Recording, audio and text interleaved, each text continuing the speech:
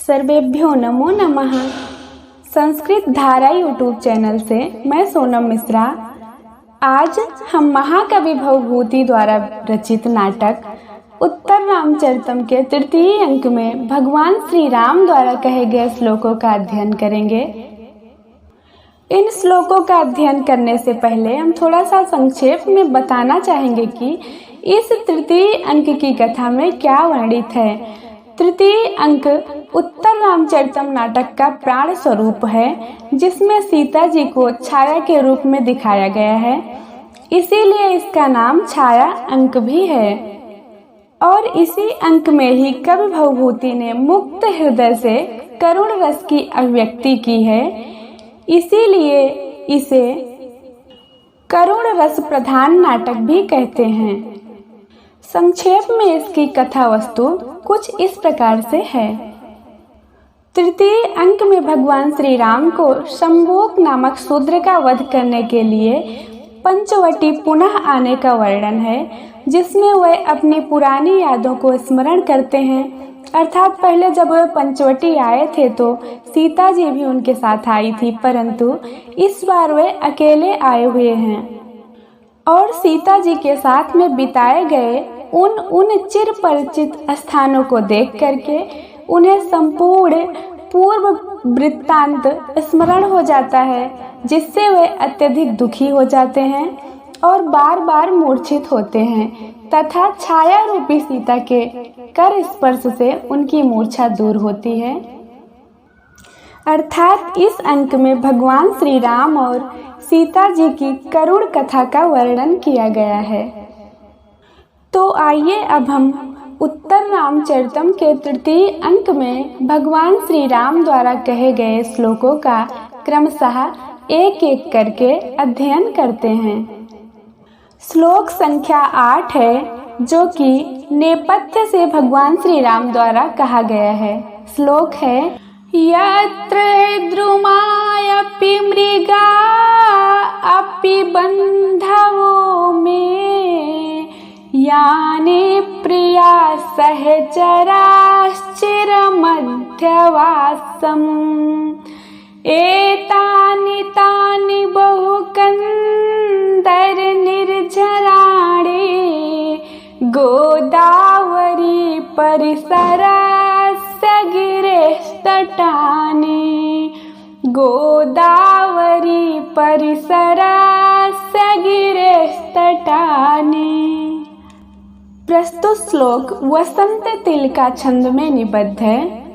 इस श्लोक में भगवान श्री राम कहते हैं कि यत्र द्रुमाः अपि मृगा में बंधवः, अर्थात जहाँ पर वृक्ष और मृग भी मेरे बंधु थे।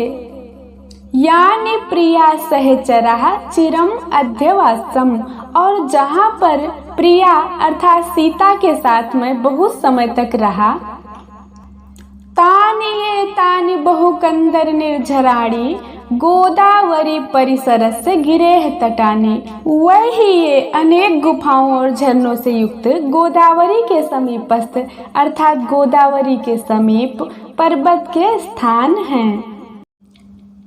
अगला श्लोक भी नेपथ्य से भगवान श्री राम कहते हैं, अंतर्लीनस्य दुःखाग्नेः अद्योद्दामं ज्वलिष्यतः उत्पीड इव धूमस्य मोहः प्रागावृणोति माम् उत्पीड इव धूमस्य मोहः प्रागावृणोति माम्। यह श्लोक अनुष्टुप छंद में निबद्ध है। इस श्लोक में भगवान श्री राम कहते हैं कि इस पंचवटी के दर्शन से अंतर्लीनस्य अद्य उद्दामं ज्वलिष्यतः दुःखाग्ने धूमस्य उत्पीडः इव मोहः मां प्राक् आवृणोति, अर्थात अंतःकरण में छिपी हुई और आज भयंकर रूप में जलने वाली दुख रूपी अग्नि के धूम राशि के तुल्य मूर्छा मुझे पहले ढक रही है। इसका भावार्थ यह है कि जिस प्रकार से अग्नि के प्रदीप्त होने से पहले ही अर्थात अग्नि के जलने से पहले ही धुआं जोर जोर से उठता है, उसी तरह से राम की दुखाग्नि के धधकने से पहले ही मूर्छा सारे शरीर में व्याप्त हो रही है।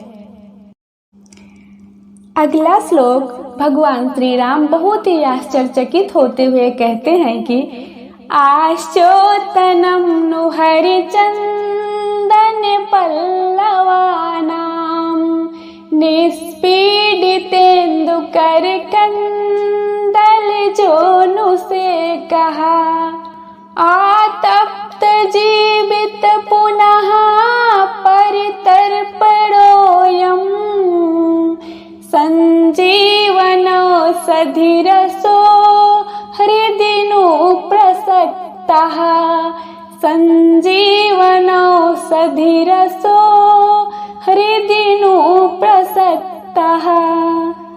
कहते हैं कि हृदि हरिचंदन पल्लवा नाम आश्चोतनम नु, क्या मेरे हृदय पर हरिचंदन के पत्तों का रस टपका है?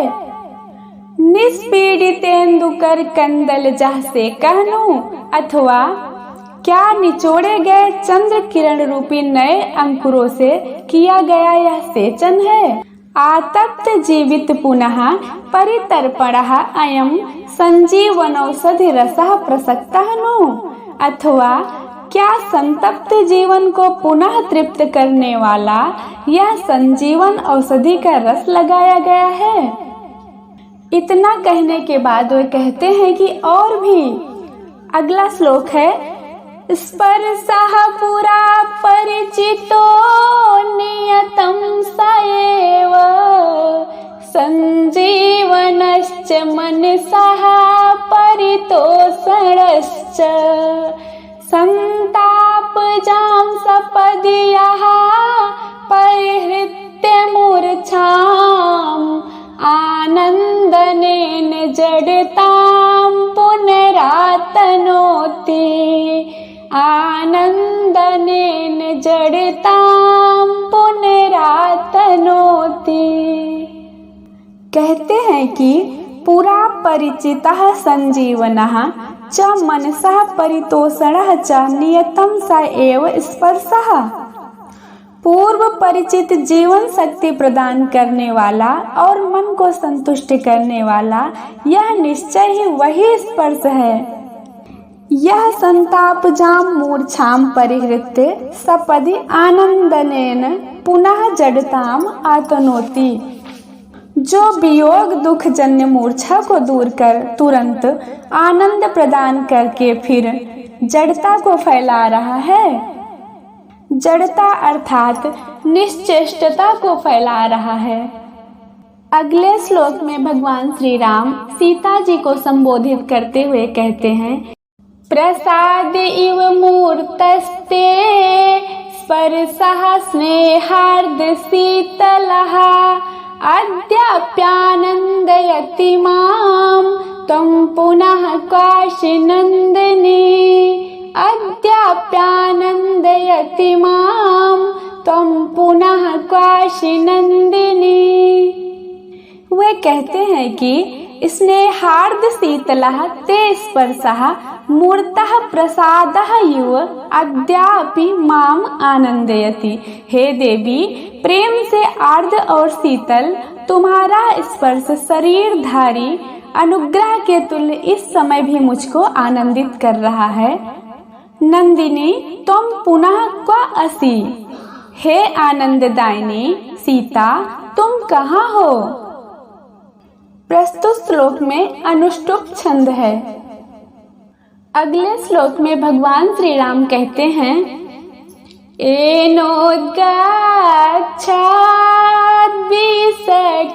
एनोद्गाच्छाद्विसकिसलया स्निग्धे दन्ताङ्कुरेण व्याकृष्टास्ते सुतानुलवली पल्लवः कर्णमूलात् सोऽयं पुत्रः तव मदमुचां वारेणानां विजेता यत्कल्याणं वायसि तरुणे भाजनं तस्य जातः यत्कल्याणं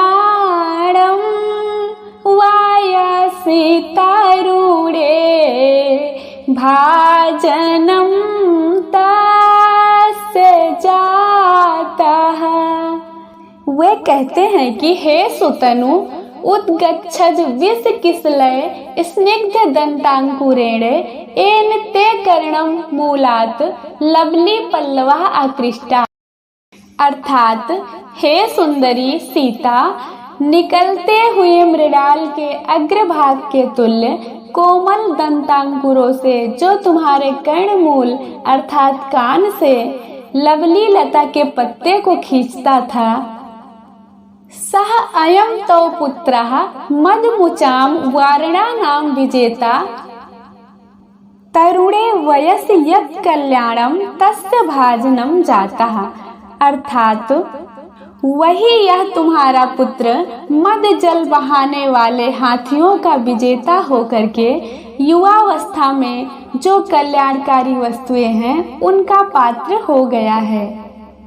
इस श्लोक में उस हाथी के बच्चे का वर्णन है जो कि अब अपनी युवावस्था में आ गया है। इस श्लोक में मंदाक्रांता छंद है। अगला श्लोक वासंती को संबोधित करते हुए भगवान श्री राम कहते हैं, लीलोत्थात मृणाल कांड कवलः छेदेषु सम्पादिताः पुष्यत् पुष्करवासितस्य पयसो गण्डूष संक्रांतयः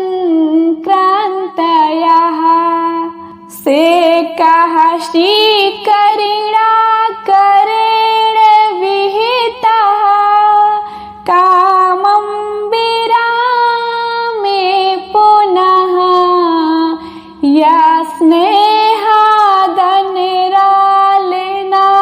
यस्नेहादनिरालनालनलिनी पत्रात् पत्रं धृतं पत्रात् पत्रं धृतं। प्रस्तुत श्लोक में शार्दूल विक्रीडित छंद है। इस श्लोक में भगवान श्री राम कहते हैं कि हे सखी वासंती, देखो देखो, यत् स्नेहात् लीलोत्खात मृणाल कांड कवल छेदेषु पुष्यत् पुष्करवासितस्य पयसः गण्डूष संक्रांतयः संपादिताः। जो प्रेम के कारण अनायास उखाड़े हुए कमल दंड के ग्रासों के अंत में खिले हुए कमलों से सुगंधित जल के कुल्ले प्रियतमा के मुख में छोड़े हैं, श्रीकरिणा करेण कामम शेकः विहितः पुनः विरामे अनराल नाल नलिनी पत्रात् पत्रम धृतम। तथा जल कणों से पूर्ण अपनी सूंड से उसने अच्छी तरह से स्नान कराया है और फिर अंत में सीधी नाल वाले कमल पत्र रूपी छाते को अपनी उस हथनी के ऊपर लगाया है। अर्थात इस श्लोक में उस हाथी के बच्चे का वर्णन किया गया है जो पहले छोटा था परंतु अब वह बहुत बड़ा हो गया है, उसी का वर्णन इसमें हुआ है। अगले श्लोक में भगवान श्री राम कहते हैं, भ्रमेषु कृत पुटान्तर मंडलावृत्ति चक्षुः प्रचलित चटुल भ्रूतांडवर मंडयन्त्या करकिसलय तालैः मुग्धया नर्तमानम् सुतमिव मनसा त्वां वत्सलेन स्मरामि सुतमिव मनसा त्वां वत्सलेन स्मरामि। इस श्लोक में मालिनी छंद है। इस श्लोक में भगवान श्री राम मोर का स्मरण करते हुए कहते हैं कि भ्रमेषु कृत पुटांतर मंडलावृत्ति चक्षुः प्रचलित चटुल भ्रू तांडवैः मंडयन्ता मुग्धया कर किसलय तालैः नर्तमानं त्वां सुतं युवत्सलेन मनसा स्मरामि।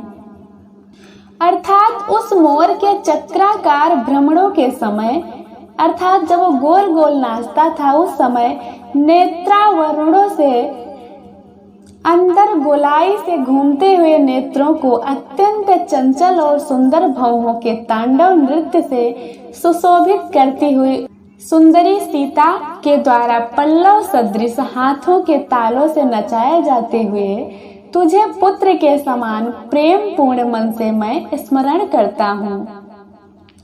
अर्थात जिस मोर को सीता जी ताली बजा बजा करके नचाया करती थी, उसी मोर को भगवान श्री राम स्मरण कर रहे हैं उसका। इस श्लोक का भाव यह है कि मोर को नचाते समय सीता जी अपने हाथों से ताली बजाती थी और स्वयं भी चक्कर काटती थी, अर्थात गोल गोल घूमती थी। मोर के नृत्य के समय सीता की आंखों की पुतलियां भी गोल गोल चक्कर काटती थी और वह अपनी भौहों को भी तीव्रता के साथ नचाती थी। इस प्रकार वह दृश्य अत्यंत मनोहर हो जाता था। इसी का भगवान श्री राम स्मरण कर रहे हैं। अगले श्लोक में भगवान श्री राम कहते हैं कि कतिपय कुसुमोद्गमः कदम्बः प्रियतमया परिवर्धितोऽयमासीत् स्मरति गिरिमयूरैः देव्याः स्वजन इवात्रयतः प्रमोदमेति स्वजन इवात्रयतः प्रमोदमेति।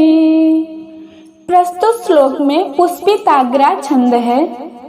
इस श्लोक में भगवान श्री राम कदम्ब के वृक्ष को देख करके कहते हैं कि अयम कदम्बः प्रियतमया परिवर्धितः कतिपय कुसुमोद्गमः आसीत्। यह कदम्ब का वृक्ष प्रियतमा सीता के द्वारा बढ़ाया हुआ कुछ विकसित फूलों से युक्त था। फिर कहते हैं एष गिरिमयूरः देव्याः स्मरति, अर्थात यह पर्वतीय मोर जो है वह सीता देवी को जो है स्मरण कर रहा है। यतः अत्र स्वजने इव प्रमोदम एति, क्योंकि इस वृक्ष पर यह आत्मीय व्यक्ति के सहवास के तुल्य आनंद को प्राप्त कर रहा है। इस श्लोक का भावार्थ यह है कि जिस प्रकार से कोई भी व्यक्ति अपने आत्मीय जन अपने लोक को पा करके प्रसन्न होता है, उसी प्रकार मोर भी कदम्ब को पाकर और उस पर बैठकर प्रसन्न हो रहा है, क्योंकि दोनों को सीता ने ही पाला पोसा था। अतः वह दोनों भ्रातृभाव का अनुभव कर रहे हैं।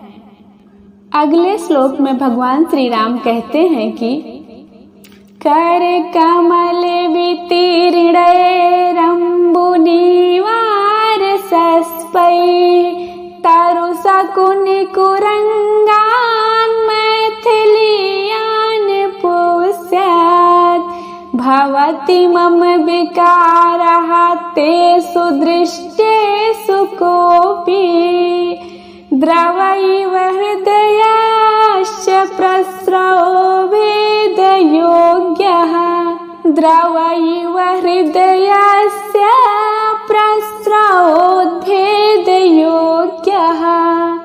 प्रस्तुत श्लोक में मालिनी छंद है। वे कहते हैं कि मैथिली कर कमल वितीर्णैः अम्बुनिवार सस्पैः यान तरु शकुनि कुरंगान अपुष्यत, अर्थात देवी सीता अपने कर कमल से दिए हुए जल निवार और कोमल घास से जिन वृक्ष पक्षी और मृगों को पालती थी, तेषु दृष्टेषु प्रस्रोद्भेद योग्यः मम हृदयस्य द्रवः यु कोऽपि विकारः भवति। उन्हें ही देखकर मेरे हृदय में स्रोत के प्रवाह के योग्य कोई अनिर्वचनीय तरलता के तुल्य विकार उत्पन्न हो रहा है। अर्थात भगवान श्री राम बहुत ही करुणा से युक्त होकर के कहते हैं कि मेरे हृदय में अवर्णनीय विकार उत्पन्न हो रहा है। तो आज के लिए बस इतना ही। पुनः हम बचे हुए श्लोकों को लेकर के आएंगे। तब तक के लिए नमः संस्कृताय।